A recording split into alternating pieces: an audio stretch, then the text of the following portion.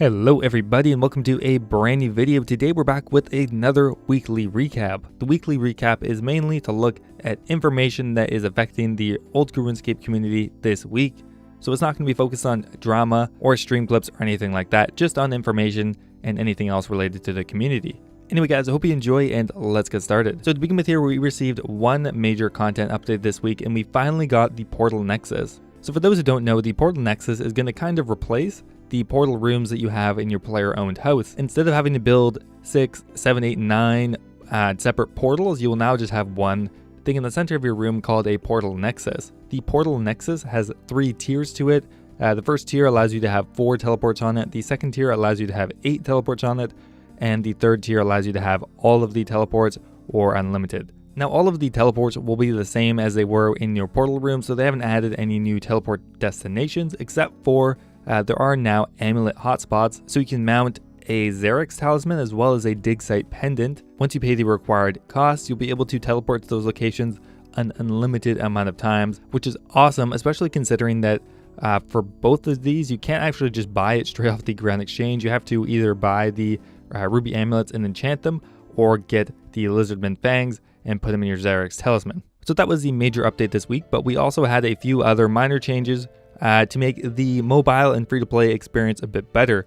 To begin with here, on your skill tab, when you are in free-to-play, the member skills will be grayed out just to make it a little bit easier for new players to know which skills that they can train. Also now, when a player logs in and they don't actually have a display name for a variety of reasons, they will now be presented with 3 available options that they can select from alongside for searching for another one. Another quality of life update is some of these random events you can now exit out of without completing. I'm assuming that people were getting stuck in them and probably quitting the game because they couldn't get out of like the stupid beekeeper random or something like that. And apparently there's also going to be an all-stars PvP championship, and they've added tournament worlds especially for this. As with when they are demoing new equipment, there is going to be a supply crate where you can take a bunch of equipment, supplies, and whatever you want to PvP with. And there was also a host of quality of life changes and just minor bug fixes, nothing too major there. Now we also received a poll blog this week for the bounty hunter changes. Now these are going to be unpolled changes, most of them, and there are quite a few changes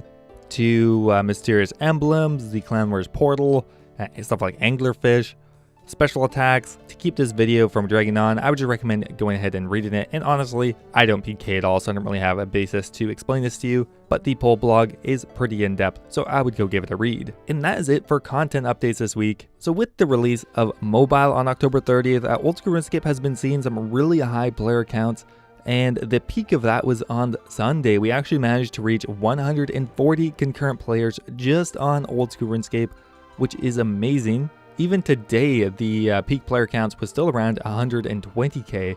So that is not quite double, but pretty close to double what we were getting before mobile. While I don't expect the player counts to stay high forever, it seems like there's a lot of new players actually coming to the game, more than I thought, to be honest. And on top of new players, we have existing players that are just playing more because they can play on their phone when they're commuting or whatever, which is boosting the online players even more. One other interesting piece of community news is actually we are getting a spot on the Hacksmith channel. They are going to be creating the Armadyl Godsword. The video is up now, so I'd go have a look at that. I'll leave a link in the description. Pretty cool. It looks pretty goofy because it looks so nonsensical, but they do chop a piece of wood with it.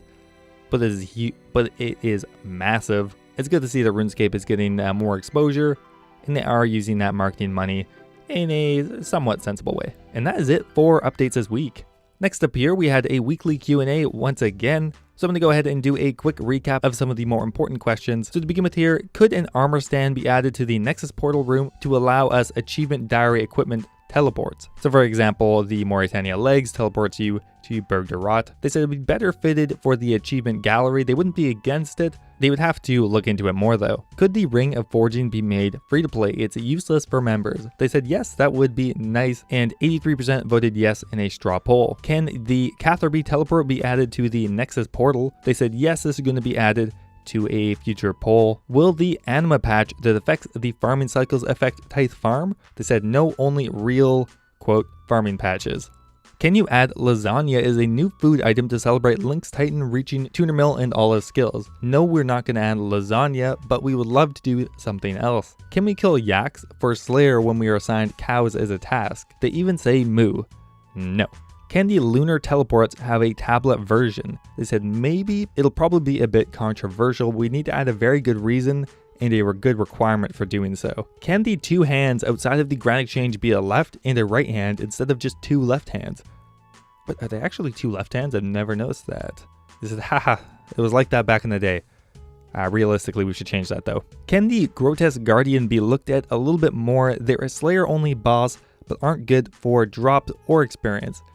They said they're a bit better now. The drops are still a bit average, but we might want to look into the drop table again, but they're not really sure when they're going to get around to it though. Is there any possibility for adding a range or mage equivalent of the initiate armor? They said this came up a while ago. If it comes up in future quests and it feels appropriate, then we'd add that, but we're not just going to add it in for no reason. Can we get new worlds for France and the Netherlands? We would like to, but we have to get a proper server in the location right now instead of just reskinning a server hosted elsewhere. Can we get 1k total worlds for free to play? They say they don't see why not. It is a reasonable requirement. If multiple players stand on a tile, what is determining who's on top?